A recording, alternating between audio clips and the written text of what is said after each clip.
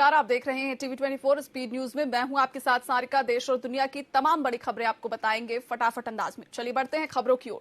नौतपा के छठे दिन भी मौसम ठंडा रहा है। पिछले 11 दिनों से रुका मानसून बंगाल की खाड़ी में आगे बढ़ गया है। राजस्थान, मध्य प्रदेश, उत्तर प्रदेश, दिल्ली समेत 10 राज्यों में अगले 4 दिन तक हल्की बारिश होने के आसार भी है। इस साल केरल में मानसून की शुरुआत में थोड़ी देरी होने की संभावना है। इधर दिल्ली में मंगलवार को अधिकतम तापमान औसत से 5 डिग्री नीचे दर्ज किया गया है। पीएफआई के फुलवारी शरीफ मामले में राष्ट्रीय जांच एजेंसी ने बिहार, कर्नाटक और केरल में करीब 25 ठिकानों पर रेड मारी है। एनआईए की टीम ने कटिहार के हसनगंज थाना क्षेत्र के मुजफ्फर टोला में लगभग 3 घंटे तक छापेमारी की है।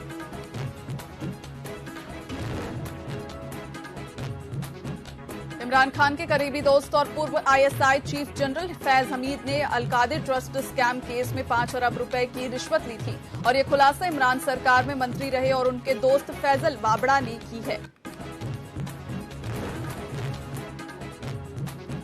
2008 में मुंबई में हुए आतंकी हमलों की प्लानिंग में शामिल अब्दुल सलाम भुट्टावी की पाकिस्तान की जेल में हार्ट अटैक आने से मौत हो गई है। वो पंजाब प्रांत के शेखपुरा जेल में टेरर फंडिंग के मामले में सजा काट रहा था।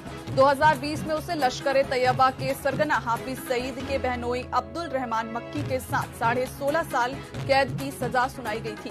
भारत की इंटेलिजेंस एजेंसियों ने भी भुट्टावी की मौत की पुष्टि की है।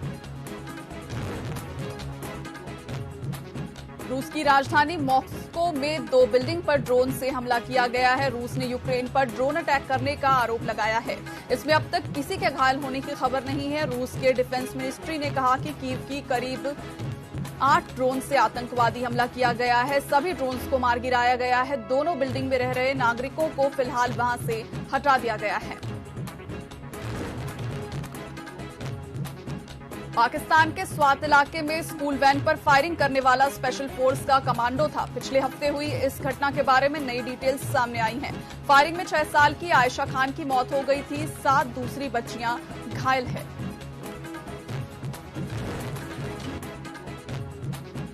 चीन की सरकार ने अमेरिका के डिफेंस सेक्रेटरी लॉयड ऑस्टिन से मुलाकात के न्योते को ठुकरा दिया है। पेंटागन ने सोमवार को इसकी जानकारी दी है। अमेरिका ने चीन के डिफेंस सेक्रेटरी ली शांगफू को इस हफ्ते सिंगापुर में मुलाकात करने के लिए बुलाया था। 6 दिन के अमेरिका दौरे पर गए कांग्रेस नेता राहुल गांधी ने मंगलवार को सैन फ्रांसिस्को में भारतीयों के बीच स्पीच दी। 40 मिनट की स्पीच में पीएम नरेंद्र मोदी को लेकर उन्होंने बयान दिया कि वो भगवान को भी दुनिया चलाना सिखा देंगे।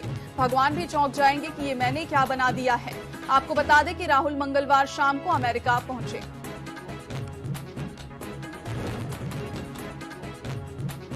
गृहमंत्री अमित शाह का आज मणिपुर में तीसरा दिन है। वे मोरेह और कांगपोकपी इलाकों का दौरा करेंगे। इसके बाद शाह स्थानीय समूहों के प्रतिनिधि मंडलों के साथ बातचीत करेंगे। बाद में वह इम्फाल के सुरक्षा समीक्षा बैठक करेंगे।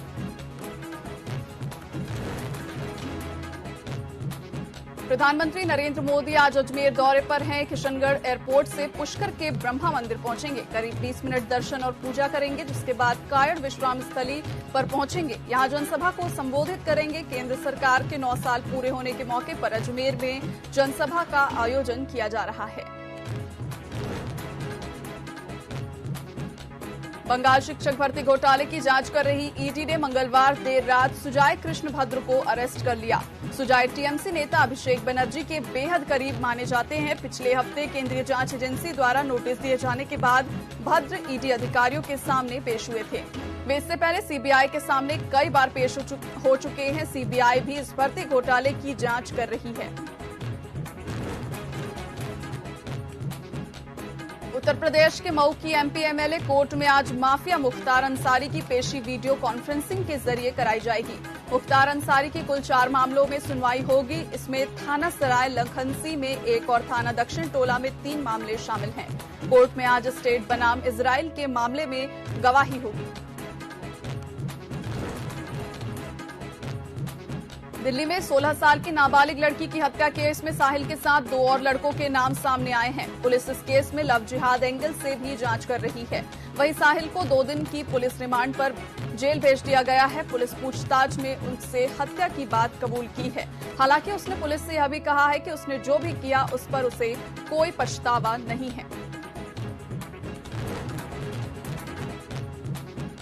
हरदा में बुधवार सुबह कार में आग लगने से 4 लोगों की मौत हो गई है। इनमें से 3 एक ही परिवार के सदस्य थे। उनकी कार सुबह करीब 7 बजे टिमरनी थाना इलाके के पोखरनी गांव के पास बेकाबू होकर पेड़ से टकरा गई। इसके बाद उसमें आग लग गई। गाड़ी में बैठे लोगों को बाहर निकलने का मौका ही नहीं मिल पाया। गुरुग्राम के साइबर हब में 4 युवकों का चलती कार की छत पर बैठकर शराब पीने और पुशअप करने का वीडियो सामने आया है। इसे लेकर गुरुग्राम पुलिस ने केस दर्ज कर एक व्यक्ति को हिरासत में ले लिया है। अन्य युवकों की तलाश की जा रही है। मामले में 6,500 रुपए का चालान भी बनाया गया। हालांकि यह वीडियो कब का है, इसकी जानकारी नहीं है।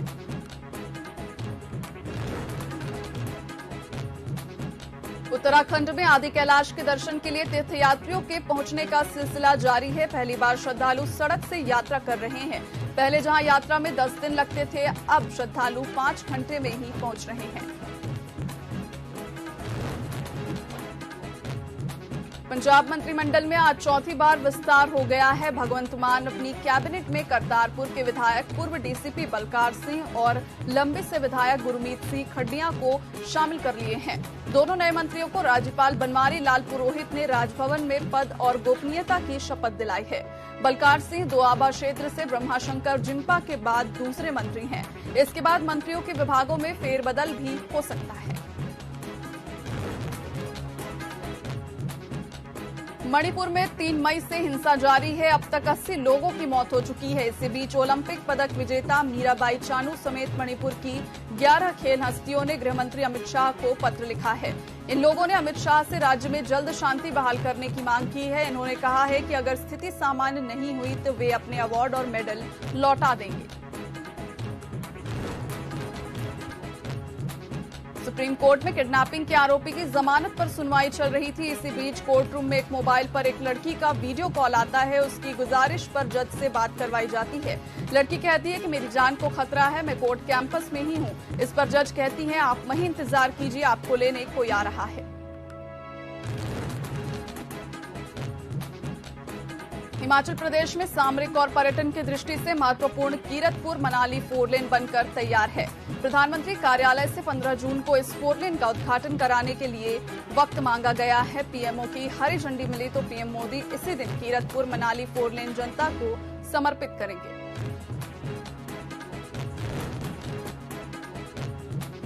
पंजाब में आम आदमी पार्टी सरकार के मंत्री इंद्रबीर सिंह निज्जर ने अचानक इस्तीफा दे दिया है। वह सरकार में लोकल गवर्नमेंट मंत्री थे और सीएम भगवंत मान ने उनका इस्तीफा मंजूरी के लिए गवर्नर को भेज दिया है।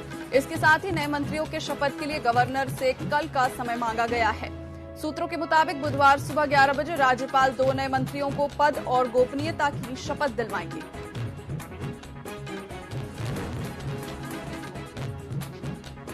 महाराष्ट्र में परभणी तहसील के उलखद गांव में भीड़ ने चोर समझकर 3 लोगों को बुरी तरह से पीट दिया।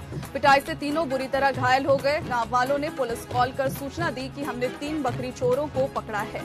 तब पुलिस वहां पहुंची और पुलिस ने तीनों को भीड़ से बचाकर अस्पताल में भर्ती करवाया, जहां इनमें से एक की मौत हो गई है। घटना शनिवार की है। जम्मू कश्मीर के अनंतनाग में सोमवार शाम आतंकियों ने एक नागरिक की गोली मारकर हत्या कर दी। मरने वाले की पहचान दीपक कुमार के रूप में हुई है। दीपक जम्मू के उधमपुर का रहने वाला था और अनंतनाग के जंगलात मंडी में सर्कस मेले में काम करता था। वह नगर से पानी लेने गया था, तभी आतंकवादियों ने उसे पास से गोली मार दी। भरतपुर में भाजपा विधानसभा चुनाव को लेकर चुनावी मोड पर आ गई है। इसी क्रम में बीजेपी के संभागीय प्रभारी अखिलेश सोनी ने जनकपुर में कार्यकर्ताओं की बैठक ली, जिसमें पूर्व संसदीय सचिव चंपा देवी पावले मौजूद रही। उन्होंने कहा कि चुनाव को लगभग 4 महीने बचे हैं। ऐसे में पार्टी के कार्यकर्ताओं के साथ बैठकर संगठन को और मजबूत करने के लिए रणनीति तैयार की जा रही है। छत्तीसगढ़ के 405 मंडलों में टीम जाकर बीजेपी के कार्यकर्ताओं से मुलाकात करेगी और उन क्षेत्रों में भाजपा की स्थिति का जायजा लेगी। नेहरू युवा केंद्र दुर्ग में एक दिवसीय स्वैच्छिक रक्तदान शिविर का आयोजन किया गया। शिविर में 100 से भी ज्यादा रक्तदाताओं ने रक्तदान किया, जिसमें आधा दर्जन से भी अधिक रक्तदानी तो ऐसे ही मिले जिनका ब्लड ग्रुप दुर्लभ माना जाता है। दुर्ग के नेहरू युवा केंद्र में रक्तदान करने आए लोगों को भारत में कहीं भी जरूरत पड़ने पर जिस भी ग्रुप के ब्लड की आवश्यकता पड़ती है, उन्हें हर संभव प्रयास कर उनकी मदद की जाती है। नेहरू युवा केंद्र के कार्यालय में चल रहे शिविर का निरीक्षण सांसद विजय बघेल ने अपने समर्थकों के साथ किया और रक्तदानियों को प्रमाण पत्र भी बांटे। गौरेला पिंजरा मरवाही जिले के राजस्व पटवारी संघ विगत 15 दिनों से हड़ताल पर बैठे हुए हैं, जिन्होंने आज काले वस्त्र पहनकर ब्लैक डे मनाया। बताया जा रहा है कि पटवारी संघ अपनी 8 सूत्रीय मांगों को लेकर पिछले 15 दिनों से हड़ताल पर हैं, जिसके बाद भी प्रदेश सरकार इनकी मांगों को नजरअंदाज कर रही है। वहीं पटवारी संघ का कहना है कि हमारी मांगें नहीं पूरी की गई तो आगे उग्र आंदोलन किया जाएगा। दिल्ली जंतर मंतर में धरना प्रदर्शन कर रहे पहलवानों पर पुलिस के बलपूर्वक कार्रवाई पर देश भर में पहलवानों के समर्थक आंदोलन कर रहे हैं। छत्तीसगढ़ के राजधानी रायपुर के बूढ़ा तालाब में शहरवासियों ने एक दिवसीय आंदोलन किया। आंदोलनकारियों ने कहा कि इस देश में लोकतंत्र जिसके हाथों में है, उसे इस बात की चिंता नहीं कि देश में क्या हो रहा है, क्या चल रहा है, लेकिन हमारे इस महान लोकतांत्रिक व्यवस्था में सिर्फ चुनाव के समय में ही जनता की याद आती है। भोपाल में बीजेपी के प्रदेश अध्यक्ष और सांसद विष्णुदत्त शर्मा ने मोदी सरकार के 9 वर्ष पूर्ण होने पर संपर्क से समर्थन अभियान की शुरुआत की और इसी क्रम में उन्होंने मंगलवार को स्नूकर के अंतर्राष्ट्रीय खिलाड़ी और विक्रम अवार्ड विजेता कमल चावला से मुलाकात की। सांसद ने खिलाड़ी के निवास स्थान साकेत नगर और वरिष्ठ नेत्र विशेषज्ञ डॉक्टर PS बिंद्रा के अरेरा कॉलोनी पहुंचकर उनके साथ सेल्फी ली और प्रदेश अध्यक्ष शर्मा ने इस दौरान मोदी सरकार की जनकल्याणकारी नीतियों के बारे में बात की।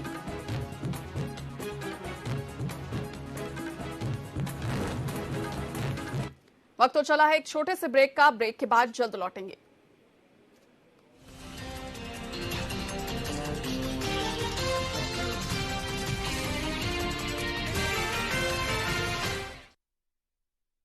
राम रज पग पग सुशोभित ये अनूठा धाम है, राम के ही नाम से इसका गमन पथ नाम है।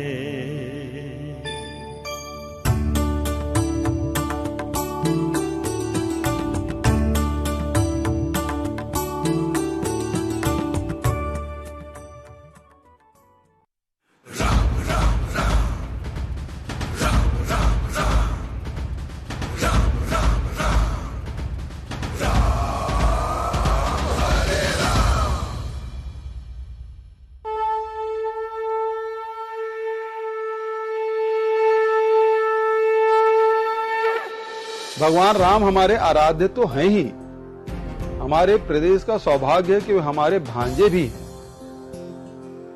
हमारी धरती माता कौशल्या की धरती है।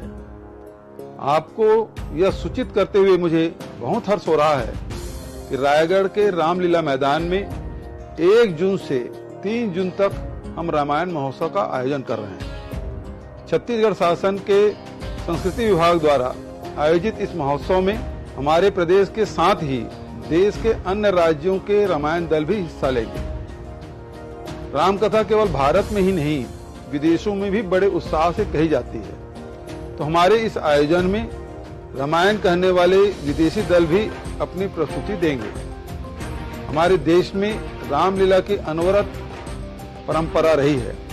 जब रामकथा को महोत्सव के माध्यम से प्रस्तुत करेंगे तो विशाल संख्या में लोग रामकथा से संस्कारित हो सकेंगे।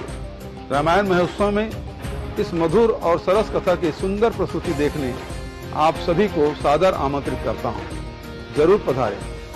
जय सिया राम, जय जोहार, जय छत्तीसगढ़। यह छत्तीसगढ़ की भूमि है, तुझे प्रणाम। इस पावन धरा में आए थे राजा राम।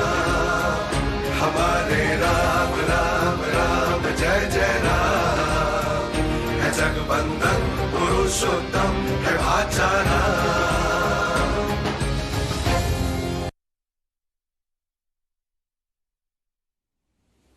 बीमार पड़ने पर विभिन्न प्रकार की महंगी जांच और महंगी दवाइयों से सभी को दो चार होना पड़ता है। विशेषकर निजी अस्पतालों के डॉक्टरों और लैब संचालकों की सांठगांठ के कारण जांच के नाम पर बड़ी वसूली होती है। ऐसे अस्पतालों से मरीजों और उनके परिजनों को विशेष लैब का पर्चा थमाकर वहीं से जांच करवाने के निर्देश दिए जाते हैं। उन लैब में पीड़ितों से मनमानी वसूली की जाती है। अगर आपने किसी दूसरी जगह से जांच करवा ली तो आपकी खैर नहीं, पूरी जांच रिपोर्ट ही खारिज कर दी जाती है। मरीजों और उनके परिजनों की इसी पीड़ा को देखते हुए प्रदेश सरकार ने हमर लैब नाम से निःशुल्क जांच की सुविधा शुरू की है। हमर लैब ने प्रदेश की स्वास्थ्य सेवाओं की तस्वीर बदल दी है। आर्थिक तंगी अब मरीजों के इलाज और जांच में रोड़ा नहीं बन रही है। निःशुल्क जांच से मरीजों के हजारों रुपए बच रहे हैं। समय पर मिल रही रिपोर्ट से इलाज भी आसान हो गया है। हमर लैब का विस्तार राज्य के 9 जिला अस्पताल और 4 सामुदायिक स्वास्थ्य केंद्रों में हो चुका है। यहाँ मरीजों को स्थानीय स्तर पर अनेक तरह की जांच की सुविधाएं मिल रही हैं। हमर लैब वाले जिला अस्पतालों और सामुदायिक स्वास्थ्य केंद्रों में जांच की सुविधाओं में खासी वृद्धि हुई है। हमारा लैब खुलने से तो बहुत अच्छा लग रहा है और सुविधा भी बहुत अच्छे से मिल गया है। इसके लिए हम मुख्यमंत्री जी को बहुत बहुत धन्यवाद देना चाहते हैं। हमारे लैब में अभी ये सब सुविधा मिला थे, जो जांच वाँच सब फ्री में हुआ थे, जेकर से हमारे सब सुविधा तो आदमी मतलब परेशानी से दूर ही हो गई। तो मैं एक कारण मुख्यमंत्री जी को धन्यवाद देना चाहता हूँ। हमर लैब को बहुत अच्छा रिस्पांस मिला है। हमर लैब एक बहुत महत्वाकांक्षी योजना है शासन की और इसे मुख्यमंत्री जी ने शुरू किया। सबसे पहले इस लैब का रिनोवेशन किया गया और उसके बाद 20 अप्रैल 2020 को इसका उद्घाटन मुख्यमंत्री जी ने किया। सारे लेबोरेटरी टेस्ट निःशुल्क करके रखे, उसके लिए कोई शुल्क नहीं लिया जाता। इससे लोगों का भरोसा भी बढ़ा है और प्राइवेट की तुलना में यहाँ पर जांच के लिए लोग आते हैं ज्यादा से ज्यादा। स्वास्थ्य विभाग और राष्ट्रीय स्वास्थ्य मिशन द्वारा संचालित जिला अस्पतालों की हमर लैब में 120 तरह और सामुदायिक स्वास्थ्य केंद्रों के हमर लैब में 60 प्रकार की जांच की सुविधाएं प्रदान की जा रही हैं। हमर लैब में blood group, diabetes, liver, kidney, urine के अलावा जापानी इंसेफ्लाइटिस, हेपेटाइटिस ए, बी व सी, हेमेटोलॉजी, बायोकेमिस्ट्री, माइक्रोबायोलॉजी, सेरोलॉजी समेत 120 तरह की जांच की जा रही है। वहीं विकासखंड स्तर पर देश का पहला लोक स्वास्थ्य इकाई यहाँ भी हमर लैब के माध्यम से मरीजों को सभी तरह की जांच की सुविधा उपलब्ध कराई जा रही है। राज्य के 16 हमर लैब में 1 अप्रैल 2022 से अब तक कुल 57,46,000 पैथोलॉजी, माइक्रोबायोलॉजी और बायोकेमिस्ट्री जाँच की गयी है। निजी लैब में इन जाँच सुविधाओं के लिए 10,000 रूपए से अधिक खर्च करने पड़ते हैं। राज्य का पहला हमर लैब फरवरी 2020 में रायपुर जिला चिकित्सालय में शुरू किया गया था। 1 अप्रैल 2022 से अब तक 7,48,128 जांचें की जा चुकी हैं। Bureau report, TV24 news.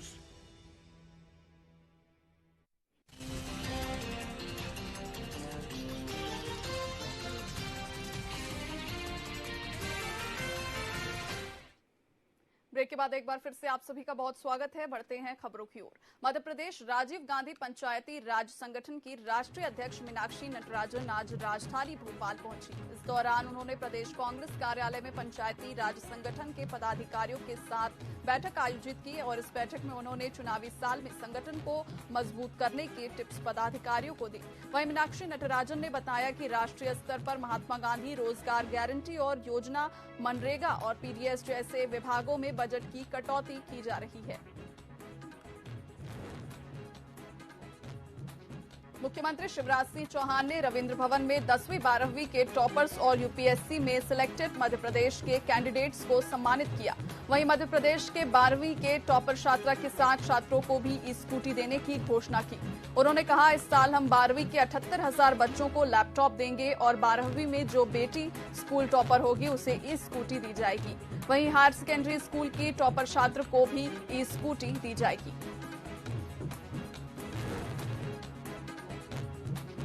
Madhya Pradesh विधानसभा में नेता प्रतिपक्ष डॉक्टर गोविंद सिंह ने आज ग्वालियर में एक प्रेस वार्ता में कहा कि प्रदेश में भ्रष्टाचार की जड़ें कितनी भी गहरी हो, ये बात का प्रमाण है कि प्रदेश की बीजेपी की सरकार ने 12 ज्योतिर्लिंगों में से एक महाकाल कॉरिडोर को भी नहीं छोड़ा है।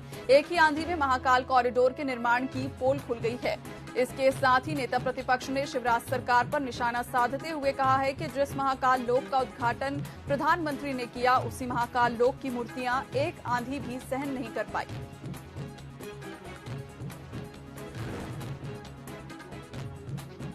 भोपाल मुख्यमंत्री कन्या विवाह सम्मेलन में दुल्हनों को कॉन्डोम और गर्भनिरोधक गोलियां बांटने का मामला सामने आया है। इसे लेकर आम आदमी पार्टी की महिला विंग की प्रदेश अध्यक्ष मीनाक्षी तोमर ने राज्य सरकार पर जमकर हमला बोला है। उन्होंने कहा कि दुल्हनों को मेकअप किट में कॉन्डोम और गर्भनिरोधक गोली देना बेहद शर्मनाक है। राज्य सरकार इस तरह भांजियों का अपमान करना बंद करे।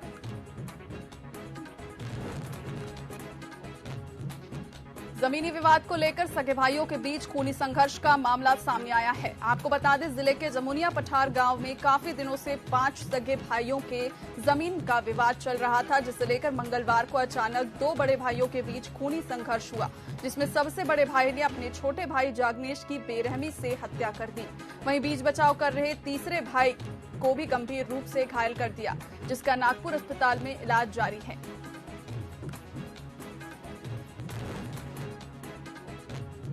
ग्वालियर के थाटीपुर थाना क्षेत्र में कार और स्कूटी की टक्कर हो गई है, जिसमें गुस्साए कार सवार युवक ने स्कूटी सवार युवक की पिटाई कर दी और फिर डंडे से स्कूटी तोड़ दी। वहीं घटना की सूचना पर एसपी ने पुलिस की टीम को मौके पर भेजा।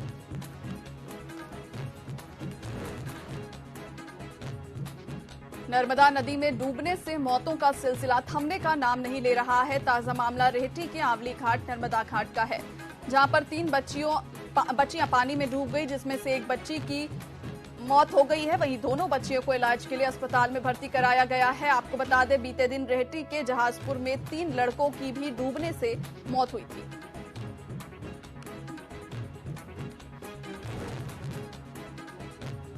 सीहोर में भोपाल नाके से मुरली होते हुए साइलो की ओर जाने वाले मार्ग पर पेड़ पर एक व्यक्ति की लाश लटकी हुई मिली है। मामले में पुलिस मौके पर पहुंचकर मर्ग कायम कर जांच कर रही है। इस संबंध में सीएसपी निरंजन सिंह राजपूत ने बताया कि अब तक मृतक की पहचान नहीं हो पाई है। पूछताछ के दौरान आसपास के लोगों ने ऐसी जानकारी दी है कि शायद ये रेलवे काम में मजदूरी करते हुए पूर्व में देखा गया है।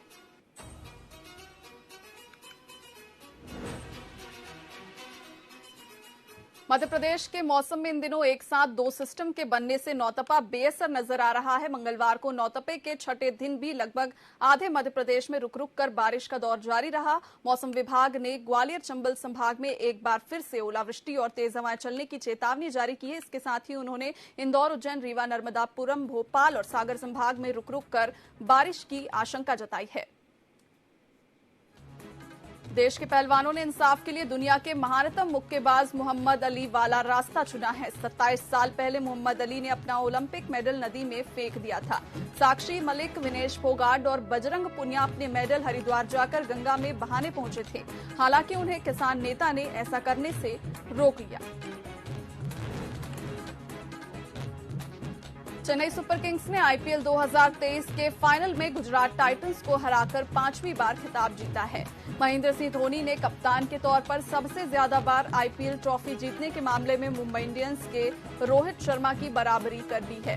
हालांकि टीम और धोनी के लिए यह अचीवमेंट कतई आसान नहीं रहा है। सीएसके पिछले सीजन में 10 टीमों में 9वें नंबर पर रही थी और 14 लीग मैचों में उसे सिर्फ 4 में जीत मिली थी। कार एक्सीडेंट में घायल टीम इंडिया के विकेटकीपर बल्लेबाज ऋषभ पंत तेजी से रिकवरी कर रहे हैं। पंत को घुटने की सर्जरी नहीं करवानी पड़ेगी। पंत को घुटने की एक और सर्जरी होनी थी। मीडिया रिपोर्ट्स के मुताबिक डॉक्टरों की टीम पंत की रिकवरी पर नजर रख रही है।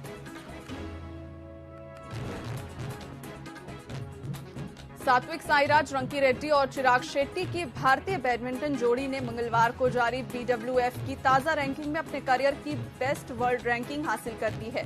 सात्विक चिराग अपनी पिछली रैंकिंग से एक स्थान ऊपर बढ़कर पुरुष युगल की विश्व रैंकिंग में 4थे स्थान पर पहुंच गए हैं। फ्रेंच ओपन के पहले राउंड में ही उलटफेर हुआ है। इस उलटफेर का शिकार वर्ल्ड नंबर 2 रशियन खिलाड़ी डेनियल मेदवेदेव हुए हैं। वहीं विमेंस की डिफेंडिंग चैंपियन इगा स्वियातेक ने जीत के साथ टूर्नामेंट में आगाज किया है।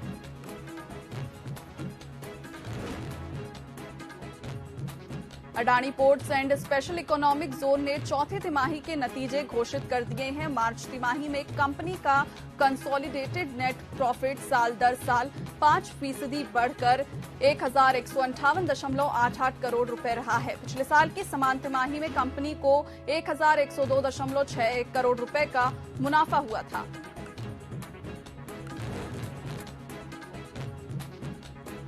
आज शेयर बाजार में गिरावट देखने को मिल रही है। सेंसेक्स 300 अंकों से ज्यादा की गिरावट के साथ 62,600 के स्तर पर कारोबार कर रहा है। वहीं निफ्टी में 85 अंकों से ज्यादा की गिरावट है और ये 18,540 के स्तर पर कारोबार कर रहा है। 11 बजे सेंसेक्स के 30 शेयरों में से 19 में गिरावट और 11 में तेजी देखने को मिल रही है।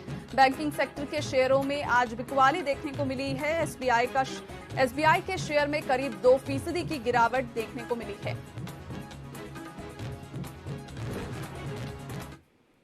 स्पीड न्यूज में फिलहाल इतना ही। देश और दुनिया की तमाम जानकारियों के लिए देखते रहिए TV24। नमस्कार।